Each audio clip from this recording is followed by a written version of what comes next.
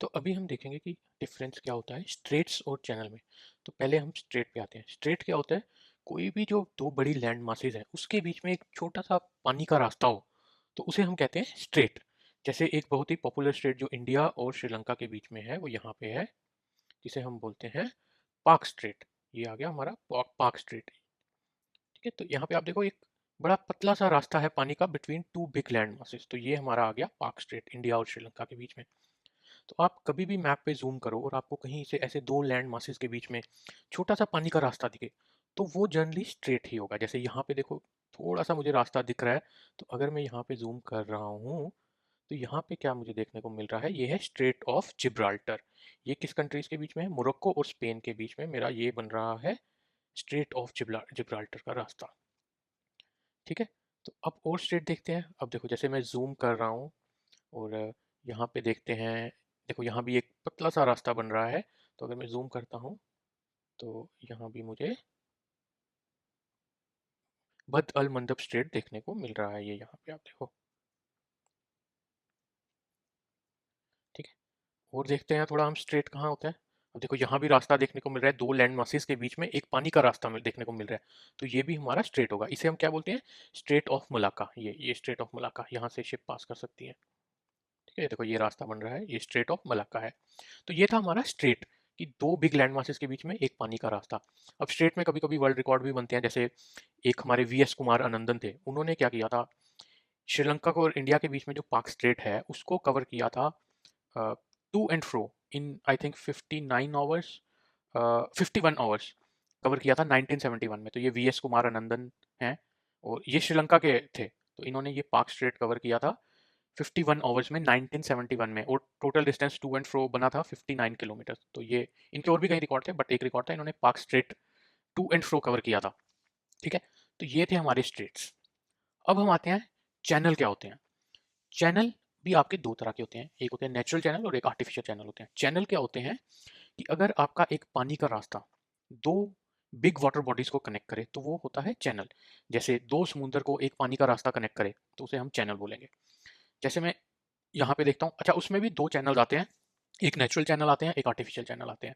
ठीक है, artificial channel में सबसे पॉपुलर तो है स्विस कैनाल जो यहाँ पे होते हैं, बट पहले मैं आपको नेचुरल चैनल दिखाता हूँ। यहाँ पे अगर आप जाओगे तो आप ये देखो, ये एक सी है और यहाँ पे एक वाटर बॉडी है, इसके बीच में एक इंग्लिश चैनल आता है। देखो यहाँ पे जब मैं करूँ तो ये आ गया इंग्लिश चैनल। ठीक है, तो ये इंग्लिश चैनल है हमारा, ये इस वाटर बॉडी को कनेक्ट कर रहा है और इस वाटर बॉडी को कनेक्ट कर रहा है। देखो नॉर्थ सी है और यहाँ पे दूसरा सेल्टिक सी है। तो अब आप कहोगे कि यार ये स्ट्रेट क्यों नहीं है, क्योंकि ये दो वाटर बॉडीज हैं, ये दो लैंड मासेस हैं, इसके बीच में पतला सा रास्ता है, वो तो स्ट्रेट की डेफिनेशन है। तो जो नेचुरल चैनल होते हैं वो थोड़े वाइड होते हैं, स्ट्रेट बहुत एक पतला सा रास्ता होता है। ठीक है, जैसे हमने यहाँ देखा ये पतला सा रास्ता है तो इसको स्ट्रेट बोलेंगे, और ये क्योंकि दो वाटर बॉडीज को कनेक्ट करके एक बहुत वाइड रास्ता है तो इसे हम चैनल बोलेंगे। तो ये यूनाइटेड किंगडम और फ्रांस के बीच में किया जाता है इंग्लिश चैनल। बट अगर आप देखोगे यहाँ का जो सबसे कह लो नैरो रास्ता है इधर, उसे स्ट्रेट ही कहते हैं। ये है तो इंग्लिश चैनल, लेकिन इसका जब हम नैरो रास्ता इसका जूम करेंगे इधर तो ये स्ट्रेट ऑफ डोवर ही बनता है यहाँ पे। ठीक है, तो ये हमारा हो गया इंग्लिश चैनल जो दो बिग वाटर बॉडीज को कनेक्ट कर रहा है। ये हमारा इंग्लिश चैनल है, ये यहाँ पे ये इंग्लिश चैनल है, लेकिन उसका जो नैरोएस्ट पार्ट है जो यहाँ पे है उसको हम स्ट्रेट ही बोलते हैं, स्ट्रेट ऑफ डोवर। ठीक है, ये हमारे थे नेचुरल चैनल। अब उससे भी इंपॉर्टेंट आते हैं man made channels. Man made channel में सबसे पॉपुलर आता है हमारा, जिसे हम कहते हैं सुइस कैनाल। ठीक है, सुइस कैनाल हमारा कहाँ पड़ता है? ये इजिप्ट के कंट्रोल में है यहाँ पे। अगर हम यहाँ पे जूम करें तो देखो ये Suez canal man made canal है। ठीक है, ये यहाँ पे पड़ता है और ये ऊपर इसके आ जाता है मेडिटेरेनियन सी, यहाँ पे ये मेडिटेरेनियन सी है, और ये हमारा आ जाता है रेड सी। ये हमारा रेड सी आ गया, और यहाँ पे यहाँ से ये ऐसे ये सुइस कैनाल जाता है। ये मैन मेड, ये सुइस कैनाल हमारा बनता है। तो ये क्या है? ये मैन मेड कैनाल है हमारा। ठीक है, तो इसके अगर देखा जाए तो ये इसके क्या सिग्निफिकेंट होती है? देखो अब जैसे ट्रेड रूट होते हैं, आपके शिप्स जा रहे हैं, तो शिप अगर यहाँ से जा रही है, जैसे यहाँ से इंडिया आनी है, तो ये पूरा अगर ये स्विस कैनाल हमारा ना हो तो ये पूरा ऐसे घूम के जाएगी, तो कितना आपका जो पैसा है वो ज़्यादा लगेगा, है ना?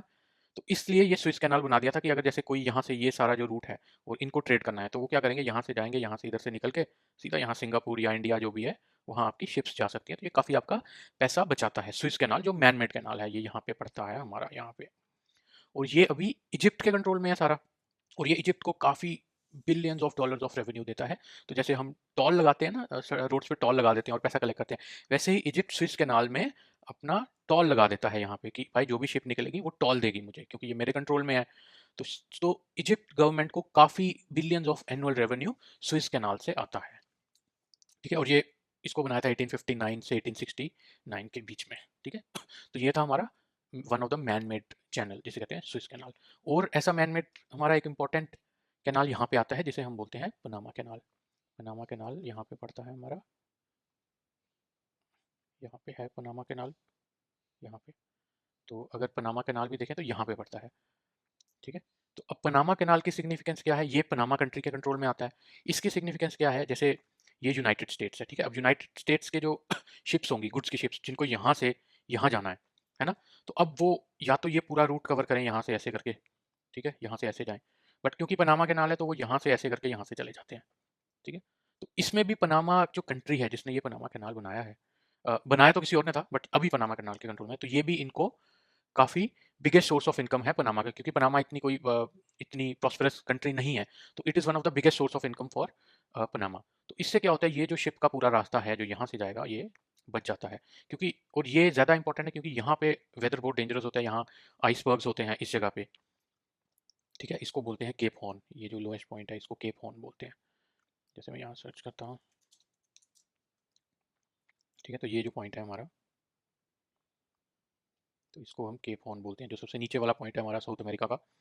तो ये जो सारा इसका ये जो पनामा कैनाल ये रूट बचा देता है, इससे क्या होता है ये जो हार्श वेदर है यहाँ पे और रिमोट एरिया है, ठीक है, तो ये उस सब चीज़ों से शिप्स को बचाता है। और अगर और ये यूज़ किया जाता है, जापान चाइना ये भी इसे यूज़ करते हैं, क्योंकि जैसे सपोज करो जापान को यहाँ पे शिप भेजनी है अपनी, तो वो क्या करेगा, या तो उसके बाद ये रूट बनता है ये ऐसे करके जाए पूरा, है ना, और ये पनामा कैनाल की वजह से क्या होता है ये रूट ऐसे सिंपल हो जाता है इनका, तो इससे भी काफ़ी पैसे बचते हैं जो कंपनीज यहाँ से अपना गुड इधर भेज रहे हैं।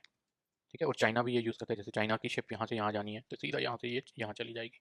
ठीक है, तो ये था हमारा आर्टिफिशियल चैनल्स। तो इसमें इंपॉर्टेंट कौन से थे, स्विस कैनाल जो यहाँ पे है और पनामा कैनाल जो यहाँ पे है।